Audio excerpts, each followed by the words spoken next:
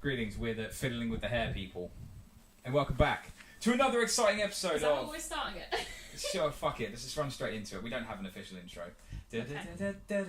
Yeah, you need to get some cool little riff going for I'm just going to play the whole thing on synth. I don't even own a synth, but I'll find one. We need to have do you know when it comes in newsreaders and they've just got the music playing and you pretend to be talking Yeah, we need to have that. Good afternoon. Is it afternoon? It is afternoon. It's afternoon. Yeah. The sun is setting and it's Britain. It's the afternoon. Yeah, so we're trying to crack on as quickly as we can before we lose all daylight. Greetings and welcome to the next episode, or we don't know what episode we're on now, of Don't Read the Reviews. Yes. We're trying a new mic setup now. Hopefully it's good. Let us know what you think. If it's crap, and we might have to put some shields on this next time, because it might be a bit... Yeah. Please. I can already see now it's just proper peaking on mine, but that's fine.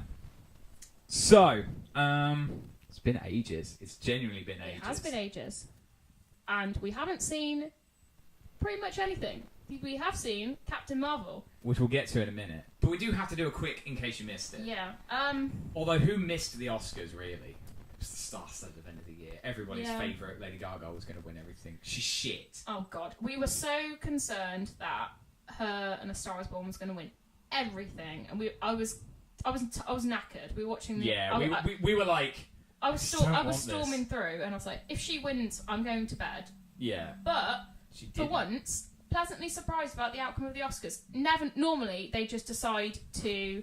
What best represents the Academy? And they just go for some random bullshit, like when the artist won everything. Yeah. Pleasantly surprised. We were happy. Yeah, I mean, it was a night that was filled with... It was a good year because it was filled with some highs and it was filled with some lows. Like, there were a lot of people that I wanted to win that didn't win. Some people I thought, should they have won? But I think for the most part, the ones we were really gunning for were the ones that went through, and I think that was it.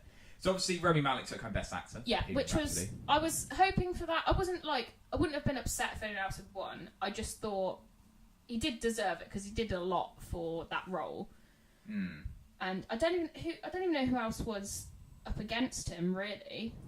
He was in a big category. He was up against Christian Bale. He was up against. To be honest, I don't know if I'd seen any of the other films that the actors were nominated in. No, they were all kind of Oscar bait kind of films. I think. It was. Didn't. I can't remember if it was Viggo Mortensen or the guy that played alongside him. I can never remember his... Let's be real. It's going to be the white guy. Yeah. Mahershala Ali, is that his name? Yeah. Yeah. No, because didn't he win supporting actor? That was it. He won Best Supporting Actor, yeah, because I couldn't remember which way around it was. I can't remember if Viggo was the... I mean, that's what caused the controversy with Green Book winning Best Picture. Yeah. Spike Lee storming out. Yes, yeah. What about that? Yeah, because obviously he was nominated, wasn't he? Yeah. I don't think he wasn't upset he lost. He was upset that this won. Yeah. Which is the same thing I've always found. Yeah, no, but I mean, I haven't seen Green Book. I did hear good things, but I understand why people are pissed. Yeah. I'm just glad that Black Panther didn't win it. And that sounds really harsh. Yeah, but it doesn't... It wasn't good enough of a film to win Best Picture. See, whereas Green Book has completely the wrong idea about, they're obviously trying to make a message and say, oh, we love black people. Yeah. Black Panther was almost nominated for the same thing, and it's like... I don't know how to describe it, but I don't think it was Best Picture worthy. I like Black Panther. I thought it was a good film. But it's not Oscar worthy. Yeah, that's what I mean. It wasn't when we were sat here and we were just running through everything, and it was like Nick was like, "Oh, and up for Best Picture, we got Black Panther." I was like, "No." I was like, "Go on, it's not." And he was like, "No, it is." And I'm like, "Why?" It was just like a courtesy. Yeah, it feels like out of all of the nomination, but it did win. It did clean house a little bit. It won but it 4 awards. Yeah, for the things it should have. Yeah, score was one of the ones that got 4, which was great. It was really good. Set design, a bit questionable because half of it's CG, but we'll gloss over that. They put the horns in the background, so that counts as production. It won some good ones, but but I was really worried it was going to win Best Picture because I don't think it should have. And I feel that once a comic book movie wins Best Picture, that's one of the signs of the apocalypse. The arrival of the 4 horsemen, horsemen. I feel like people keep saying that Endgame will win Oscars like Return of the King did because it's the last in a series. Which I say everyone's saying that. Nick's saying that. Nick is saying that. I don't think it. I mean, it's a bold claim, and it's not like it wouldn't happen. But I feel like what happened with Return of the King was a one-off. Like, because you think about like, the last one's in the series. Yeah, but I mean, you look at like, one of the biggest sagas of all time, Star Wars. That has won like nothing.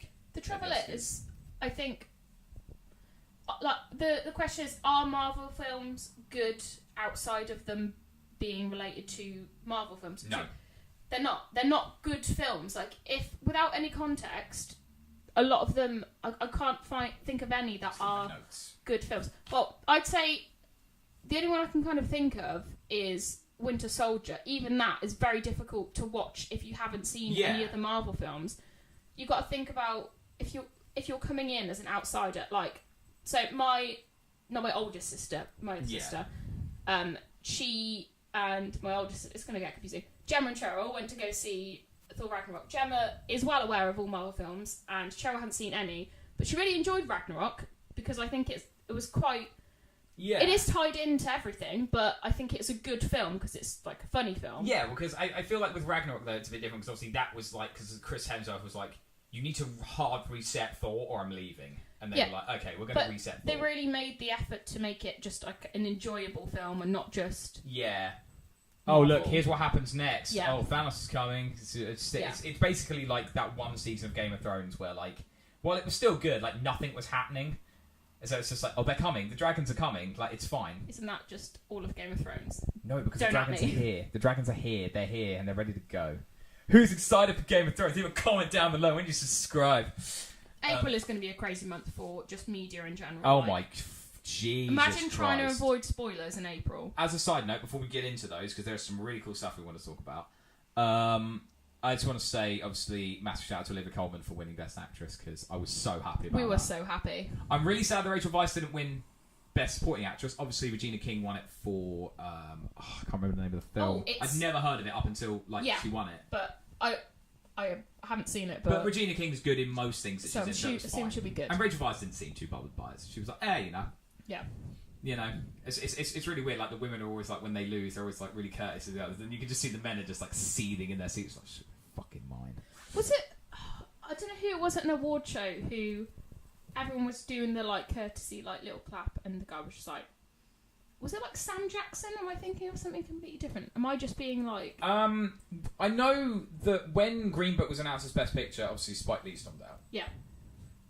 Apparently, Jordan Peele also looked very annoyed. Yeah, they did interview him afterwards, and he said something very like he had a good response to it, where he was kind of just like made like a bit of a joke, but you could tell he wasn't happy about it. Yeah, I mean it's one of those things, but obviously can't please them all. Yeah. But getting into sort of stuff that's coming, April is just like we're now, even with cinema and TV, we're just thrown in the deep end. Yeah, we are up against it. Like, there was nothing going on for these last months, but like, we've got some really good stuff coming in.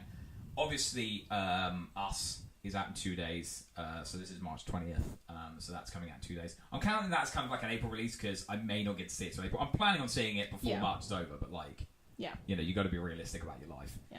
I'm pretty sure that the new Child's Play remake is out, which I'm intrigued by, but I'm not sold on. But I'm going to see it regardless, because obviously it's a Child's Play remake. I know Shazam's coming up soon. Shazam's out. The Dumbo live action's coming up, which God, his eyes are terrifying. Yeah, all these Disney live actions, like, I don't want to see them, but I'm not going to not see them. I mean, I haven't seen The Jungle Book, and I heard Jungle Book was alright. I don't like it.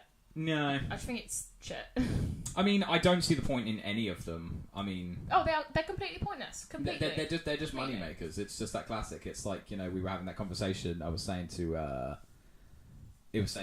Alex earlier, who is our friend, just for some context, saying about how, like, we were having a discussion a little while ago about, like, the New Mutants. So, obviously, Fox has literally just been bought by Disney. And obviously it was a couple of the others were saying like, oh, they're not even going to release the New Mutants, they won't even bother, they'll just move to stream. So I was like, no, they're going to release it because they can make money doing it. Yeah. Disney love money. I do think that the deal just went through a couple of days ago or something. It was like yesterday. Yeah. It was meant to happen today, but apparently it was yesterday that it was officially signed off on. Oh, I like how they can... See, Disney and Fox are ahead of deals. Brexit, what are you doing? Delayed. I just want to get to the 29th now and just to see what happens. Yeah, but this isn't a political podcast. This is not. This is a film podcast. We know very little or nothing about politics. And politicians are bad. Yes. The people are bad. Everyone's bad. Everyone sucks. Can't wait to die. Signing off. And we saw Captain Marvel this week. We did. We saw Captain Marvel. I've seen it twice now. I've seen it once. Like a normal person would do. Yeah, I mean, to be fair, as a reviewer for movies, I feel like I should watch them twice. But, unfortunately, cinemas are really expensive. Yeah. So, no. It's annoying as well because both times I couldn't use my Odeon card because I didn't go to Odeon. So, I've just spent money on a film twice that I could have seen for free. Yeah. Well, not free. $17.99 a month. Yeah, but like... Like, I remember when I had my Cineworld card and I was paying pretty much that. I was paying like £18 something because it's just a little bit more expensive because, like, they're just con artists. But you get 20% off in, like, most restaurants, so that was cool. But, like, yeah, like, I just used it to the maximum. I saw films that I didn't even care for. Yeah. I was just like, I'm using my money. But, yeah, so we saw Captain Marvel, which is the 65th film in Phase 23. We've got to be hitting in the 20s at some point. Yeah. Because I swear Infinity War was like 17. I'm just waking up and there's just more of them. There's just loads. This is like the episode. This is like the Trouble with Tribbles episode in Star Trek. They had it really. You turn around and there's more of them. They had it really easy. Where Phase 1 had 6 films, Phase 2, I believe, had 5. We are in Phase 3, right? Phase 3, and it's like 20 films. Like what? Because it's like the problem I'm having is because obviously everyone's like moving in phases. I know this is Phase 3, but then you get people being like, "Oh, Doctor Strange 2 is part of Phase 3," and I'm like, "How?" Oh. You haven't heard, so they have actually named what the first 3 phases are called as the Infinity Trilogy, right? The Infinity Saga. That's Infinity Saga. Yes. My mistake. What do you think of that? Because I know you hate the way Marvel name things. That's fine, because that makes sense. Yeah. Because it's like, hey, this is the Trilogy of Thanos. What's a dumbass name is the Decimation. Just call it, like, everyone called it the Snap. Like, that's fine. Yeah. Or the Snapping, if you want to get really... If you want to get, lame. like, Twitter kooky. Yeah, like, but the Decimation... It's like, no, it's dumb. Yeah. It's really dumb. Speaking of dumb things, we're going to get to that in a minute. But I thought, because this is the first ever female-led Marvel movie. And most likely, considering the tracking of how the Black Widow film's going, considering they announced that nearly 10 years ago, probably the only last. One, yeah. Apart from Captain Marvel 2. Right. Yeah. So, coming out the film, what did you think? It was a good film. Yeah. I think solid origin solid film. Entry. Yeah, solid entry. Solid entry. Sadly, nothing more than a Jaffam, which I'll explain in a minute what that is. Okay. But yeah, like it was a good film with a great cast. Like that's one of my favourite things about this, which we'll get into. So I've got points on my notes. But yeah, like it's just there were moments in it that I feel I should have, as of someone that has watched 99% of all the Marvel films, because I haven't seen Ant-Man and the Wasp. And have you not? Still? No, there's. It's a fun one. Yeah, I know. We'll have to have a watch. I will eventually. I just don't care for it, and I'm trying. I'm really trying, but it's like I really like Ant-Man as well, and I think they're all good in it. But it's like at that point, I was like, I just saw Infinity War. I need like a year off. I'm surprised just for Paul Rudd alone you didn't go see it, because Paul Rudd can save anything. I love that man. I like him. I don't know. I just don't feel the connection for the movie. There's nothing drawing me in. It's like I think everything feels weird and wrong. Maybe watch it before Endgame, just because there's a lot of like things that are definitely going to tie into I know that the quantum realm is a big part of what is going to be used in Endgame, and obviously there's the little time sparkle bits. I don't know what they're actually called, but like the time sparkles. Time sparkle sounds like something from like a Barbie film. Yeah, time sparkle. Barbie and the time sparkle. I definitely had that on DVD. Going with her friends, Barbie 1, 2, 3, and 4. Yeah. No, Captain Marvel. We don't need to run through the plot. Have you ever seen the movie Black Panther? It's pretty much just that, or any origin film they've ever made. Yeah. There's a rise, there's a fall, and then there's a rise again. Yeah. I found the scroll things quite interesting. I like that. Yeah. See, here's the thing. I'm not down with the kids. I wasn't actually aware of like how big of the scroll thing was until I was innocently on Instagram just scrolling to see a bombardment of hate speeches towards Skrulls, and I was like, Jesus. What? So basically, obviously it's this idea that, so spoiler alert, The Skrulls turn out to be... You're going to get spoiled for Captain Marvel while you're watching this if you haven't seen it. Yeah, to be fair, you're watching a review thing, you're going to get spoiled. Like, don't be sad. There's no such thing as a spoiler-free review. It's a lie, it's a farce. Anyway, so the Skrulls turn out to be the good guys in this film. So they actually turn out that the Kree are actually the people that are suppressing the Skrull. Who would have guessed from that trailer that Jude Law is the bad guy? But I love Jude Law. Yeah, no, but literally from the set photos, I was like, oh, Jude Law. Like, I don't know if I actually saw a trailer for Captain Marvel before I saw it, so I just assumed Jude Law was a bad guy, and I went in, and then I'm like, oh, he's a good guy, okay, and I'm like, oh no, he is a bad guy. What the hell? Yeah, it's, you know. So they're like the good guys in it. It turns out they've actually been like the thing. Although to be fair, if you're in bed with Ronan the accuser, like that's kind of just I mean that was an indicator if any. Yeah. And that pissed a lot of people off because now they're like now they can't do was it like secret agent or something like that. No, because there's a lot of in like future Marvel time and stuff, which we will get into. The Skrulls do bad stuff, but it's like, well, yeah, they probably just changed their mind. Yeah, I mean, it's almost like there are. I mean, that's how villains are made. Yeah. Like, it's one of these things, but like people are like, no, they can't do it anymore now that they're good guys. Like, they're never going to be able to do so. It's like, yeah, they can. They can just make bad Skrulls. Yeah. It's like how there are good people and bad. It's very easy. Yeah. So let's just run through some. We'll let you lead this because this is a female. So this is a female-led film. Let's have a female-led episode. Let's just let you just run your whole thing, and I'll just sit here and go, yes. Yes, quite. Then I have to tell you that you're a feminazi, and you have to call me a man, baby. Yeah, because this is what makes good content. Because you'll get accused of mansplaining if you say anything. Yeah. If you're like, no, actually, I think you took that the wrong way. So Captain Marvel wasn't actually the first Captain Marvel. They just made her the first Captain Marvel in this because that's more cooler. Like, eat a dick. I did like, all with like Marvel, I like how they incorporate it into this film. Can I tell you something that was really fucking stupid of me in this whole film? Okay. I heard it like 3 times and I was like, oh cool, her name's Marvel. And it was only when like Samuel Jackson's like, I'm going to call you Marvel. And so I was like, oh! I was like, I need to go to bed. Like, is that like the end scene where he obviously sees Captain Marvel's, her call sign is Avenger, and then he types it. Were you like, what's he typing? No, I got that bit. That bit was fine. It was just the Marvel. Yeah. But I've seen enough movies to have been able to got that. But no, I just fucked that bit up. Yeah. I don't know if it was in any of the like premiere trailer or this is something I should have known, that she gets her powers from is it the Space Stone is the blue one? No. Is the Tesseract the Space Stone? Was it the Power Stone? No, we're good at Marvel. Power Stone's the purple one, right? No, the purple one's the Power Stone, blue one is the Space Stone, yeah. So, which leads into the Tesseract timeline is annoying and I hate it. It doesn't make sense. Right. The Tesseract, where was it? So it started off in space. In the beginning there was Adam and Eve. No. And okay, that's it started off, Odin took it to Norway, let the Vikings look after it. And then Red Skull took it during the Nazi invasion. And then when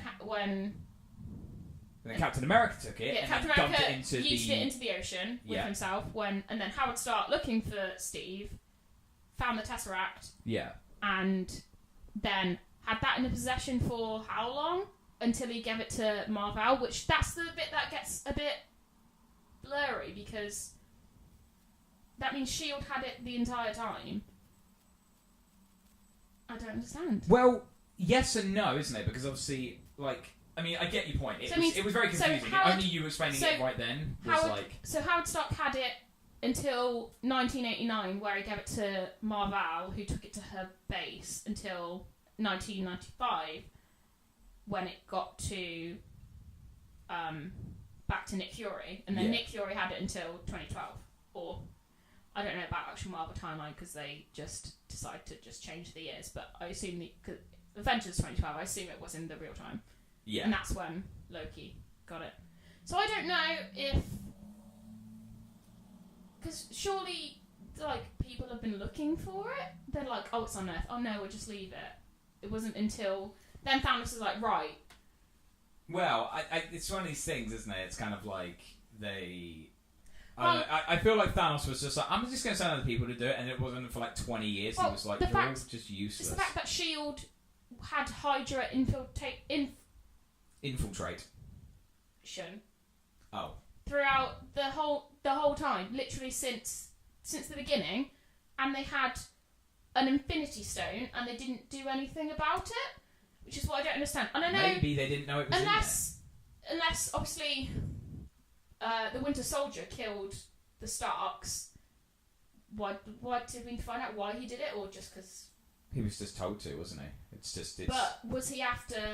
Were they trying to get the Tesseract from Howard Stark? Because 1991 is when the Starks died, and that's the timeline where he didn't have it. So true. I mean, that could have been actually. Yeah. I mean, the only thing. I assume he was the only one who knew that where the Tesseract was because he gave it to Marvel. In fairness, I mean, did anyone even know that was what was inside the Tesseract until until a certain point? Because as far as I was aware, up until just before Infinity War, we didn't even know that that's what the Tesseract contained. Oh no, we did. I'd say maybe Guardians was the first time I mentioned, because they're just like, it's powerful, it is magic. No, I think we definitely knew it was.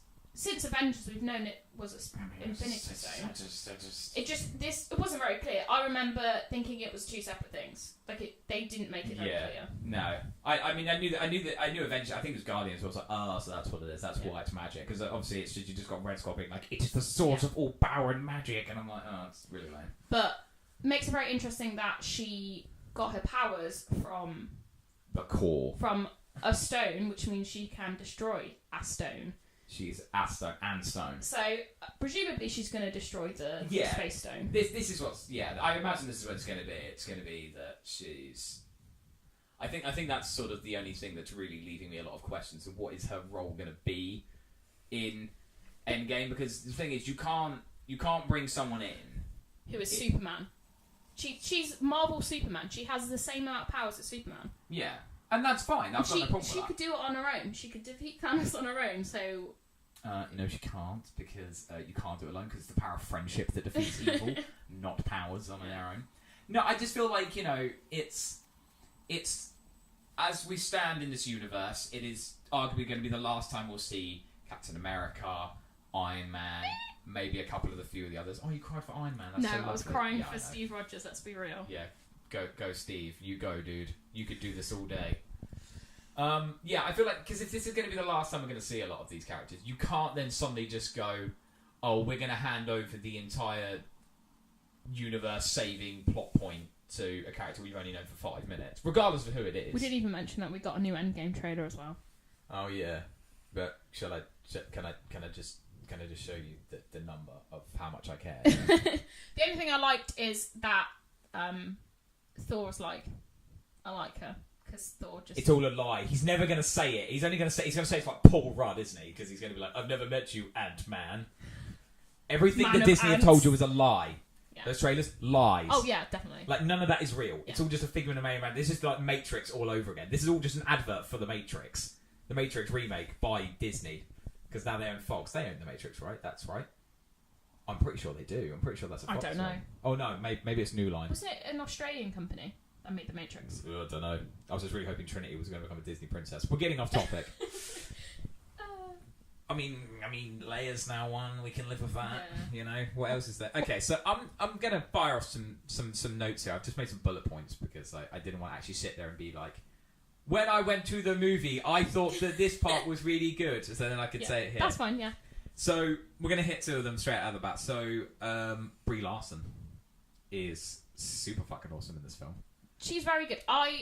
I didn't know what to expect. I've honestly not seen her in anything else. I remember... Unless I have, and I just haven't... You've seen 21 Jump Street? Yeah, but... She's a love interest in it. Once I've seen it. Yeah. So here's the thing. I remember many years ago seeing 21 Jump Street and thinking, she's... Okay, I guess she plays the cliche love interest. She's just like a new wave Emma Stone or Jennifer Lawrence or something like that. But then she broke all expectations. I think it was about 3-4 years ago. In Room. I can't recommend that film enough. She's so good in it. I need to watch it. Yeah, that.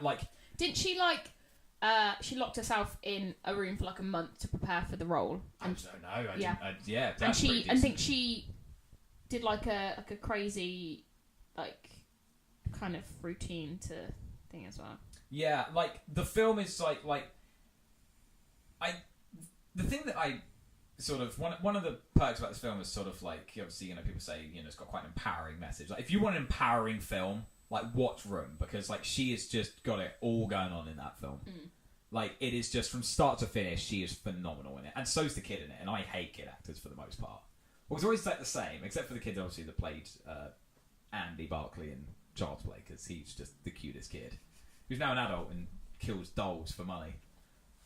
Well, because he's in like all the new Child's Plays that they've just been making on the sideline, but like now he's an adult, so he's just him beating up dolls. God, I'm just like, that's sick. But yeah, she's just so good in it, and her chemistry with Samuel L. Jackson is like that's arguably one of the best pairings we've had in like straight out the bat. I do think it's quite nice to see more of Nick Fury, because you don't see him a lot in the Marvel. He's in most of them, but you just don't see much screen time, and he just sort of comes good. in and goes, "You all need to work together, or people are gonna die," and then leaves. But it gets weird with the but it makes more sense, because it's like that thing he's been looking for the whole time with the Avengers. Like he's like, oh, we could do something more powerful. He's just like, oh, I just miss Carol. Basically. Damn, I miss just the whole. Now we just got a whole new context to scenes. Like, I just miss Carol. But yeah, they just have really good chemistry from like the moment that the film starts. Like from the moment they meet each other, it's sort of like, they have a really nice way about them. Because one of the problems that I have with the film is she has, because it's only a problem for the first half of the film. The second half is fine because it starts to make sense, because she discovers she has the powers, and stuff like that. But like, she's such a prick for like the first half of the film. Like she's so fucking full of it. Yeah, it's because she's obviously like thinks she's like on the mission, kind of. No, I mean like before that. So like in the first parts of the film, when the film first opens, it's a very strange opening how it just jumps right in. There's no like prelude, anything. Like it's just like, oh cool, we're here. But it's like when she's fighting Jude Law and she's getting all fucking over, she's getting her ass handed to her, and she technically has to cheat to win it. And it's like, oh, and then like she's on the mission and she's being like, I'm so fucking cool, and it's like, but you suck. But then later in the film, it makes sense. Obviously, she unlocks her powers, and it's like, oh, now she's a bit of a badass. But it's like for the first half, she just seemed really cocky for no reason. See, it was like nothing was going her way. This is where I disagree. Oh my god! Don't read the reviews first. A disagreement. Yeah. See, I think they did a very good job of making her like just really likable, and it wasn't too pandering. Like I thought they were going to be like, oh, she's a cool girl kind of thing, but I think they did a good job of doing like. I disagree with that. I don't think. No, that's fine. That's part. It's not saying that she's not likable. That's not what I'm saying. It's just that first half of the film. It's just she seems really cocky for someone that's really not getting it done. Yeah, but that's the point of Origin, where it's like they start at this low point and then they get up to where they're trying to be. I know that's exactly what you've just said, but it's like, of course, that has to happen for her to. She can't just be like great at everything and cocky about it the whole time, because you'll be like, what's the point in that? Well, no, but that's what I mean. But like, there's no like, she keeps this sort of attitude the whole way through the film. And for the second half, it makes a lot of sense, because obviously now she understands what she needs to do. She's on the right path. But the first part, I'd say, like, that's what I like about her chemistry with Samuel Jackson, because she's like, I'm doing all this stuff, and he's like, but are you though? It's like, because here's where you need to be. And that's what I really liked about them, because like it's sort of like he's almost like the grounding note that she needs to sort of like understand that there's more to. Because it seems that she's one of these. At first, she's a character where it's all about her. She just needs to get the mission done. Doesn't matter about anybody else. She was about to leave Nick Fury in the to be caught by all the not Shield people. No, it was Shield. Was it? It was Shield. The Skrull Shield. The Skilled. I think it just was Shield as well. Yeah. Oh, it was Shield, but they thought the director was a normal person. But he wasn't. He was a green man. He was that Australian man. Was he Australian? Ben Mendelsohn. Yeah. I think so. He was definitely Australian in the film. I don't know if he is in real life, but I'll tell you what. This film, the first like fight scene where the Kree and the Skrulls are like getting it on, just made me want to play Mass Effect 2 again, because it was like I'm getting like mad Mass Effect vibes. Yeah. The bit on the planet. Yeah. Yeah. The whole Kree team. It's like it's very literally, Mass Effect. Yeah. God, that's a great game. Why did they have to ruin it? I've not played Andromeda. We're not going to do that. My mate was literally like, oh, I got Andromeda the other day. I was like, any good? And he was like, Please don't ask me that. He was like, please don't ask me that. So I'm going to assume it wasn't very good. Yeah, like, I think that's another strong point for this film as well. It's just how good the characters are. Like, they're all really good. I'd say that you get a lot of Nick Fury in it, who is a great, obviously, every time he's on screen, it's always a good time. So Captain Marvel is a great character. I really liked the Skrull in it, and obviously, yeah, he was like, I thought he was a good. Like, he was a good, not baddie. Like, he was fine as a baddie up until the point where he wasn't like he wasn't just like bad and then now I'm good. He was kind of like a bit. Obviously, he was doing everything for like his personal gain, but it's all about personal gain, man. Yeah. And obviously, Jude Law as. I think Jude Law was very underused in this film. He was hardly in it. Yeah, no, surprisingly. He only he's in the first section. Yeah. And then he has a small clip at one point, and then he's sort of in it for the final segment, and then Yeah, Betty. He was honestly forgettable in this film. Their fight scene at the end was so... Well, I say their fight scene, but like the what was about to lead to a fight scene, which like no matter which way that would have gone, that would have been really good. Yeah. So, like, obviously, I assume it was going to lead up to the fight, but then she just blasts him away. You knew it was going to happen. It's so 90s, though, which is like, I have nothing to prove to you anymore. I was like, I'm pretty sure I've seen, like, a million 80s movies that have ended the exact same way. Well, it's because she kept just, like, blasting stuff she didn't like throughout the entire film. Yeah, that is very true. Like, the clip of that bloke being like, you know why it's called a cockpit? Oh, yeah. I forgot about that bit. Yeah. That's the male in me being like, it's just a joke, isn't it? I don't know. Yeah, there was some. They did a really good job of sort of like making sure that, I'd say, it's not a pandering moment. Just to be like, this woman's on a hot streak. Let's just leave her to it. And I think that's why it's a good thing they didn't do the fight with Jude Law at the end. They just fight him off, and it also leads him to come back in another one, which would be nice to see. Yeah, I assume I assume he will be back in a sequel. I don't know if the Captain Marvel sequel is going to be prequels to where we are on Marvel Time. Apparently, Captain Marvel 2 is set to be, from only what I've read, is from Kevin Feige, whatever his name is. Feige, is that it?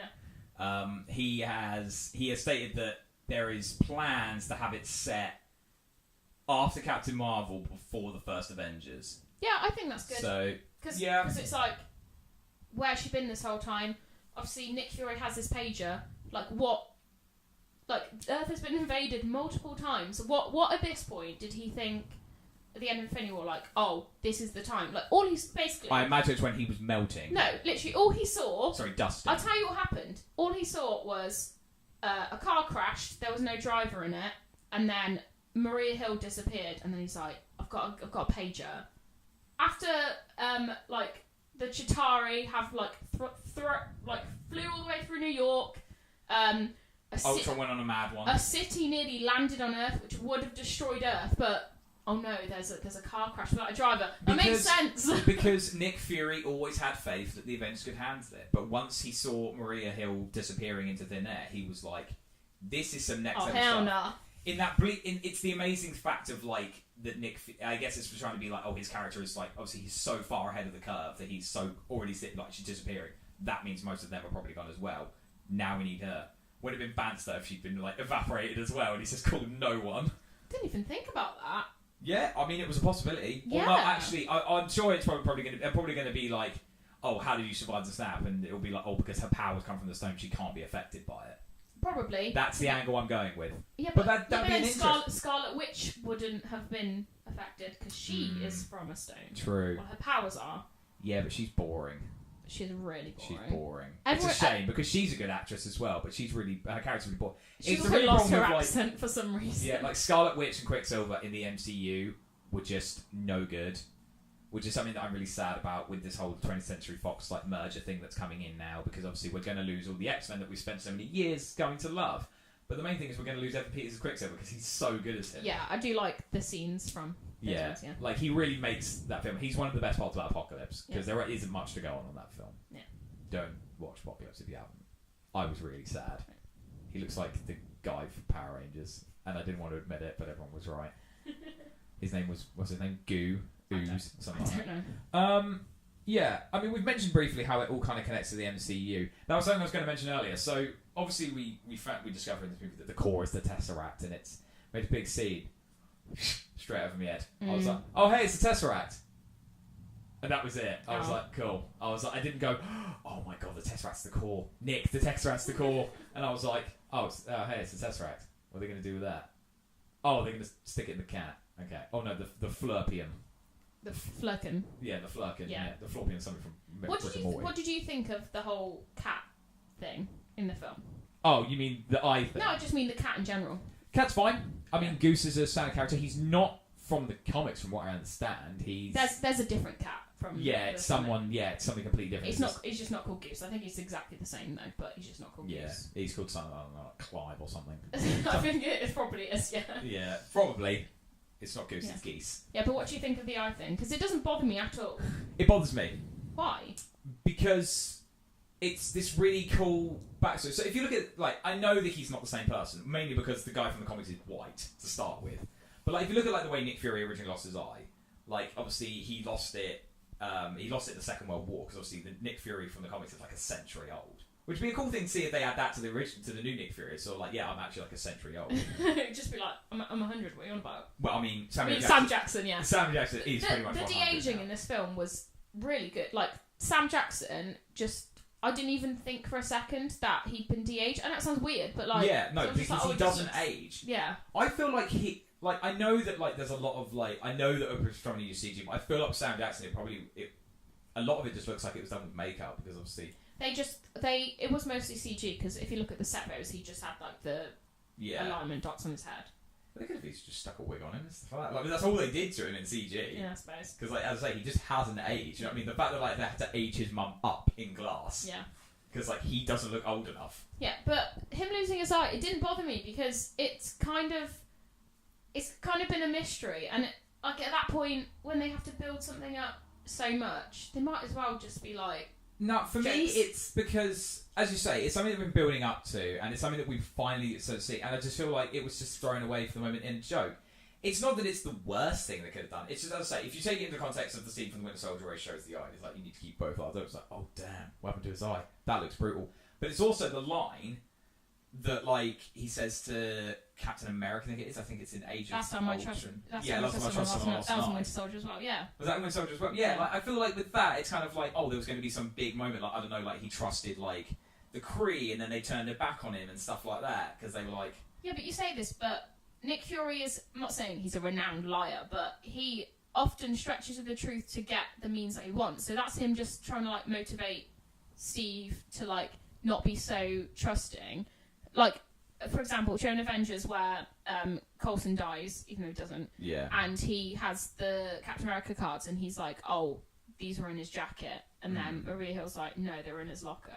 Oh, they needed the push. So it's just one of the things that he uses to but there's like stretching the truth to, like, get people to team up. And then there's, I'm going to make this into a bat. It's literally the case of, like, you know, when your mate, like, fell over in the playground and he scraped his knees, and, like, but, like, that's what actually happened. But what he tells everyone is that, all those bigger kids sort of fought me, so I fought them off. Like, that's what it just felt like to me. It's sort of like he's literally just chatting bare shit for no reason. Well, you never know how he lost his eye, so it was all just left to speculation, so they might as well have just... I made it seem like it was going to be so cool. It's going to be like this big moment. I was going to see this really sad moment where he loses his eye, and I'm like, and now it's just, an alien cat scratched him. No, I think people were getting too butthurt about that. I'm not butthurt about it. I just feel like they could have done something. I'm saying cooler. some people are. Yeah, like some people are getting very upset. Yeah. But I just feel like they should have done more with something that's such a characteristic part of him. Do you know what I mean? Because that's what as soon as you think of Nick Fury, you think of One-Eyed Willy. Yeah. But like, I just feel like it was just a bit of a. Yeah. Do you have anything else on your notes? Before I lead on to wider Marvel links. You can go to Marvel. I would say that, as I say, the greatest guilty thing that this film has is that it is just a Japham. Japham is an anagram. Okay. So it's so you made this up. I stole it from somebody, technically. Okay. Not from theirs is a Japhod, which is just another fucking overdrive. But it's a guitar thing. But mine's a Japham, which is Jaffmm, which is just another fucking Marvel movie. Yeah. This was the first female-led movie, and because of that reason, it should have felt like a really big deal. And the really sad thing is this film just did not feel like it. It's a good film. It's a really good film. Did you when you saw Black Panther, obviously that was the first black-led superhero, did you feel that was like that, or did you feel that was more? Because I felt like that one was more of a I feel big like deal. I feel like, again, it is itself as a film, just a Japham. But I felt like there was way more promotion for Black Panther. I feel like they were really stuffing it down people's throats. Captain Marvel has just sort of come out. Yeah, just it's been. Like, I've seen a couple of trailers, but I didn't really see anything. Do you know what I mean? It's a bit like if you look at the contrast of, like I say, like Black Panther. A really good example of this is sort of like when Starship Discovery came out last year or the year before. And it's like, it was everywhere. Every time I walked down an aisle in work, like with all the magazines, it was like Sneaker with Martin Green, who obviously plays Michael Burnham in it. She was on the front cover of every like sci-fi mag, like comic book. So she was like the first female black lead in Star Trek, which... Well, she wasn't. But she wasn't. No, she wasn't the first female lead, and she wasn't the first black lead either. And she wasn't the first female black lead either. That was obviously Jeanne Nicole. Yeah. Even though a lot of people argue that she's not actually a lead character, it's like, yeah, but she was part of the main cast, so that counts. Yeah, lead character. Yeah. But yeah, like, I feel like just with Black Panther, it was everywhere. You couldn't get away from it. It was like, this is going to be a big deal. And I think that's what helped it push it through the Oscars. It was even made a big deal. Captain Marvel is kind of a big deal, but I feel because... you could argue it's the Endgame shadow. They know Endgame is coming just before, so they're trying to put as much effort into making sure that's big as well. Yeah, I think it's more... They know that people are going to think, I have to see Captain Marvel because I need to see Endgame. So I think they're just basing everything on that. Yeah. Like, they can't... Like, they're now relying on the fact that everything needs to be connected to keep people going to the film. Yeah. And as I say, the film's done bad. This film's done great, apparently. What's it, like 400 million now? I think it's done really well. Yeah, I mean, they all do really well. I don't think there's ever been one that's like, oh, this Marvel film made 100 million. Oh, wait, scratch that. Fan Four stick. Well, it doesn't really count, though, does it? No. I love how, like, every piece of, like, work that I've seen for the whole, like, 20th Century Fox merger, which we keep going back to, even though I really don't want to, is, like, everyone's just using all, like, the old Fantastic Four photos. They're not even using, like, them guys. I'm like, that's kind of weird, because now there's Captain America and Johnny Storm in the same photo. I love that, though. I'd love if they... This is the Chris Evans show. No, I would love if they redid Fantastic Four just with Chris Evans again, and they just don't acknowledge the fact that he's Captain America. That'd be really good, yeah. No, with the film linking into other Marvel films, there's so much that I thought just added, like, a lot. Like, with Ronan the Accuser, I'm glad that he was in it, because it kind of... He's a terrible villain in Guardians of the Galaxy. Oh, he's a waste He's man. awful. Yeah. At least with this, it adds a little bit more that he's always been after the Infinity Stones. Like, he's not just... He wasn't just like, I'm going to do this with that. Yeah, he's, like, always been after them. I love you, Thanos. And it opens up more questions of, like... I assume future Captain Marvel, like, I assume she, like, does something with Ronan, like... They have future encounters. Yeah, she's definitely going to have... I feel like he's probably going to think... My problem is that he's very much... His appearance in Captain Marvel felt very much like Darth Maul's at the end of Solo. Like, he's not... as you say, it's good that it shows that he's not just doing it because Thanos told him to, although realistically that is probably what happened. But it's just like, he just served no real purpose. Like, I thought there'd be more... Like, I know she did the standoff at the end with all the big ships. I thought there'd be a bit more of a dialogue section there. And he's just like, we're leaving. Same. Someone cracks out the Jaeger shots. Yeah, so we're leaving. But I just think I like that it ties just a lot of more things in.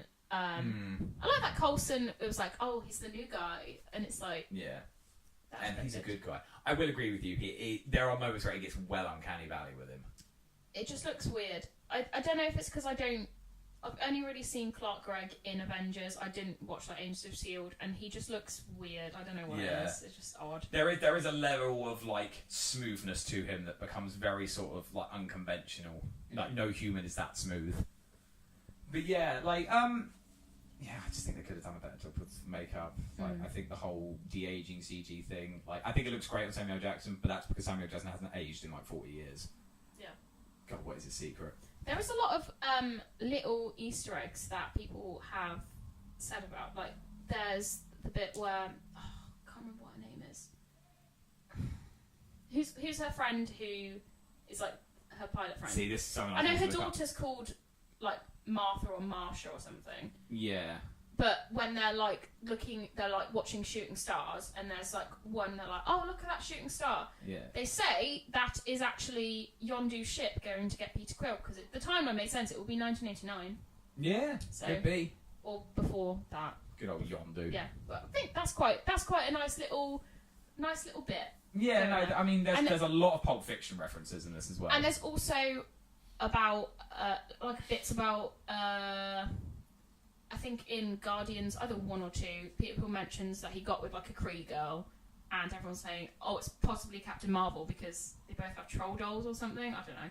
Who knows? But maybe. I want to know what's the deal with her aging. I don't think she does. Yeah, I think that obviously now that she's been obviously blessed with the powers that be, I think that obviously that's affected her on a much stronger level than I think people realise. Yeah, I would hope that, because all they have done for the post credit scene where she shows up at Avengers HQ, she's only just parted her hair different. So it's like, I thought her hair looked really weird in that post credit scene. Yeah, it's because she's got a middle part and it doesn't suit her. Yeah, no, it looks really weird. I don't like it. Yeah. But obviously, we're not here to talk about Captain Marvel's hair. But yeah, there were I'd say there were the only major other weak point of this film. It's not even a major weak point because it only happens a handful of times in the film, but it is obviously, some things that they do when it comes to CG look amazing, and then there are some moments where it's like. See, I didn't have I know you. You know how I feel about Marvel CG. I didn't have any problems in this one. Like even when she's talking to the person, what they called the Scrub. The Kree. Oh, this is terrible. We're the worst. I know. Basically, when she sees Marvel, but it's not Marvel. It's like it's like, I was gonna say special investigator. It's something like that. Yeah, it's the oh no. Grand. The Grandmaster. I want to say High Inquisitor, but that's Umbridge. Yeah, that's also something from Warhammer, I'm pretty sure. But yeah, even that, I thought it looked fine. I know some people had a problem with when she's like falling. That was the only part I really had problem with, because it doesn't look anything like her. Like it literally looks like it just doesn't look like her. It doesn't look anything like her, and I'm like, it wasn't at first. I was just kind of watching it, and I was like, it was just as she was getting closer to her face, and I was like, yeah, no, that's not looking great. It's just because it's very clearly it's not like a motion capture. They've literally just animated that from scratch. So that's probably the only reason why it looks terrible, instead of like trying to capture it from her. But hey man, you got to do what you got to do. I mean, millions in budget, but you can't make one scene look right. Do you know what I mean? Avatar, one of the worst films in the world, but still looks good. Right. I'm just hoping there's no dodgy scenes in Endgame, because. There's going to be a bit. It's going to be amazing where like Thanos is going to punch right, and Captain America is going to dodge it. It's going to go in slow motion. That scene from like Spider-Man where like Peter Parker dodges Flash Thompson's in the first one, and like Steve Rogers' face is going to like contort, and like you're going to hate it, and then you're going to message Chris Evans and say, "I'm sorry they did that to you," and he'll be like, "Me too." I just don't want any bad CG in that film, because I don't want it to take me out of it, because I feel like it's going to be a moment. The whole film. Yeah, I feel like this is gonna be a. I think this was a good setup to. Yeah, this is a nice warm up. I've had a nice stretch out. Yeah, I'm ready now. I'm ready to. My body is ready. Excuse me, it's burping. Yeah, no, to quote the show that I don't like, it was like, I'm ready to be her again. The American Office. Oh. I just can't do it. It's the wrong type of humour for me, because it's awkward, but it's not good awkward. Yeah. Like The Office is. The Office is good awkward. It really owns itself. The original is the best. Chat to my point. So at this point, we are 5 weeks from Endgame. I know we hype it up 5 weeks, lot. Really? That feels like a lifetime away. But we're all very upset. There are no tickets to buy yet. Yeah, still furious. Well, I'm just panicking. Yeah, furious. Because we need to get 6 seats in a row. Yeah. Why 6? Because there's 6 of us going. What? Figured that bit out. Don't worry. But I'm can't think of the 6th person. We have 5 friends and then Harry's housemate. Ah, right. I didn't know who the 6th person was. I was just like, yeah. Well, no, my girlfriend's not coming. She's not allowed. No, jokes, because she doesn't think. Actually saying that about Captain Marvel, we were talking about it with my 2 bandmates. I was talking to one of my bandmates, and one of them like turns around and is like, oh no, don't say that, you'll spoil it for Liam. And then my drummer just turns around and goes, it's like, guys, I haven't seen a Marvel film since the first Captain America. Like, because he was like, it's the one with Captain America. I was like, is it the one where he becomes Captain America? I was like, yeah. I was like, mate, that was like 2000. That was Captain America. Yeah, I was like, that was like 2007.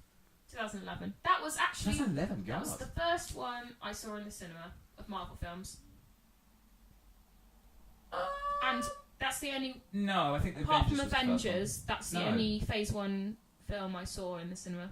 Cause I don't think I saw one in the cinemas until Winter Soldier. Because I only saw Captain America because I remember, for some reason I was off school, my dad was off work, and you thought Chris Evans were hot. And no, you're like, Dad, gonna go perv over this guy for like 2.5 hours. No, we were literally like, we just walked into the cinema, and then my dad was like, "Oh, I used to read the comics of this." I'm like, "Sure, I'll go see it." And I was like, "Oh, it's good. I liked it." Yeah. No. I don't think I've seen one. I don't think I'd seen one. I don't think I saw a Marvel movie in the cinemas until like the Winter Soldier. But that's how out of the loop I was. I saw Avengers every Wednesday for about 10 weeks. Jesus. It's because Orange Wednesdays were a thing. Yeah. So we just go after school every Wednesday and watch it. They still are, but you have to go through comparethemarket.com now. You have to compare markets to get 2 for 1 cinema tickets. Alexander the Meerkat. Yeah. And now Auto Sergey, whatever his name is. What? Have you not seen the new advert? No. Where they're like, oh, we've created an AI and it's Auto Sergey, and it's like they've just made like an AI and it's just Sergey, and it's dumb. That's dumb. That was like a dumb joke once, and it was like now it's like the biggest thing they've ever done. Yeah. I don't know how I got onto it. Do you when you get in like YouTube holes? I watched like it was like a lifetime thing of what's the baby called? Baby Oleg. It was like from like birth to when they take him back to Africa. I'm like, why am I watching this? It's so stupid. To be fair though, it was like those old those old Nescafe adverts. You know, the ones about Anthony Head. I don't remember now. Oh, so like many years ago, it was like Anthony Head was in a Nescafe advert. He was in a series of them because they were actually telling a story. Oh, okay. You know how like the old BT adverts used to do it? Oh yeah. Yeah, it was like the first of those, but it was like Anthony Head and this woman, and like it shows them like meeting and like getting married and then potentially getting divorced, and there was like literally people had to vote like by phoning in. Oh no, I think I do know this. Like, yeah. Do they get divorced or do they stay together? And they stayed together because everyone was wholesome and nice back then, and now everyone's like, no, tear everything apart. Yeah. You'd never be allowed to do that now because people would just give the worst ending. How do we get onto this? Holing. Just YouTube holing. Yeah. It happens in real life as well. It happens in my brain. But yeah, like so we're just around the corner from Endgame. There's nothing else now for a while. There's what would be the next film after that? It would be Spider-Man. Oh yeah. Oh, you mean just films in general, not Marvel? No, I didn't mean Marvel films, but short films in general. I wonder how much she's actually going to be in Endgame, because obviously the trailers are nothing helpful because who's Captain Marvel. It depends how. The problem is I know Infinity War had a lot of characters, but this film is going to have a lot of characters. Oh no, because most of them are dead. No, because they're going to come back. Like they're going to come back like an hour in. I guarantee it. No, here's how it's going to go. Here's how it's going to roll. Because obviously they're doing the whole quantum realm. It's not going to be like the end of Beauty and the Beast where they all turn back to humans like in the last 2 seconds. That's not going to happen. They're going to be. They're all going to be in it, but they're not all going to be in it together. They're all going to be in different moments. I reckon. I reckon you might get, if you're very very lucky and you're a good girl and you go to bed on time, they might do one shot. Of them all running. Us all, yeah. No, not even them running, just them all stood together. Well, who's left anyway? Because I'm assuming this will be after everyone died. The people that are staying dead. Yeah.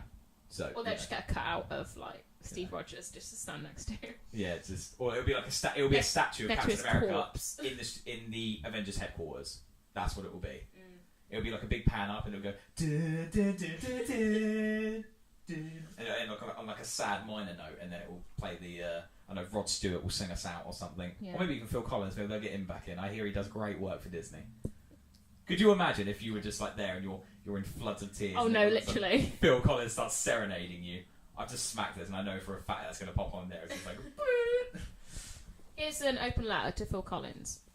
Can you please do another Disney soundtrack? I know they don't make films like they used to, but... You sound really sad. Well, it's because I need it. Like... Tarzan and Brother Bear mean so much. Brother Bear, I think I've seen more than any other film in the entire world. Right. So good. And I need I need it. I need another one. I saw the second one. That was Phil, very mediocre. It's Phil. You know, we're mates. Come on. We're pals. You're on her playlist for the music that she doesn't listen to. You what? Well, it's like the classic is all like, I don't listen to music, but you have a playlist. Yeah, but I don't listen to it, but you do. Yeah.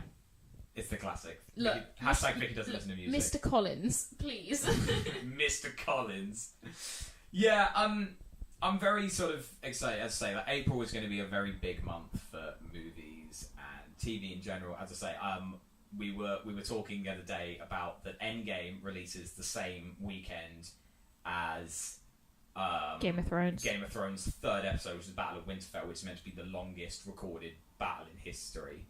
So they say that, but the episodes are only like 80 minutes long. The longest episode is 80 minutes long. That's not that long. Yeah, but you say that, but like most things when it comes to battles, like say for example like Lord of the Rings, stuff like that, like Lord of the Rings will only take up like maybe half an hour to 20 minutes of the time. Whereas from what I've read is that it is literally going to be the episode's going to start on the battle and it's going to end on it. So it's going to be a complete run through. It may run into the next episode. Who knows? As I say, like it's very up in the air. I was very disappointed with the run times, if I'm honest. I was hoping for more. The last 6 episodes, and that's what they give us. The measly spurts of show. But yeah, aside from that, something else is coming out that weekend as well. Basically, the body count for that weekend is going to be ridiculous. That's going to be a hard weekend. Very high. We're going to be there in floods of tears, just like pushing our head. But yeah, I'm just very excited. There's a couple of horrors coming out. I just need to double check which ones they are. Pet Sematary, that was one. Yeah. Very excited for that. It's not a small boy dying in it this time, which is, I guess, a bonus. I'm just trying to avoid anything coming out because... Yeah, I mean, to be fair, I feel like in terms of promoting stuff and stuff like that, people aren't really putting a lot of effort. Yeah, things are pretty good. It's just hard to avoid things because stuff just comes up on Facebook and I'm like... Yeah, I tend to give it a look. And the problem I have is when I want to... I'm not actively avoiding trailers, but I just don't go seeking them out, and then I go to the cinema and I'm like, oh, I have to watch it. Yeah. It's I was doing the thing where I just wasn't looking. I covered my ears, covered my eyes, but now that's just effort, isn't it? That is effort, and that probably looks very dumb in the cinema. Yeah. Right, I think we're running a bit long on this one. A bit long, but it's fine, Yeah. So, I don't know what... Well, our next one will most likely be my favourite film of this year. I hope. I hope it's as good as I want it to be. Yes. Yeah. And that is us. Us. Nobody tell us anything about it until we've seen it. Yeah. In fairness, though, given the rate of uploads for this, I mean, this probably won't be out until it's out on Blu-ray. So, nothing. Why you got at me like that? Because I got at everybody. Anyway, and until next time, we're the Don't Read the Review kids signing off. Dab.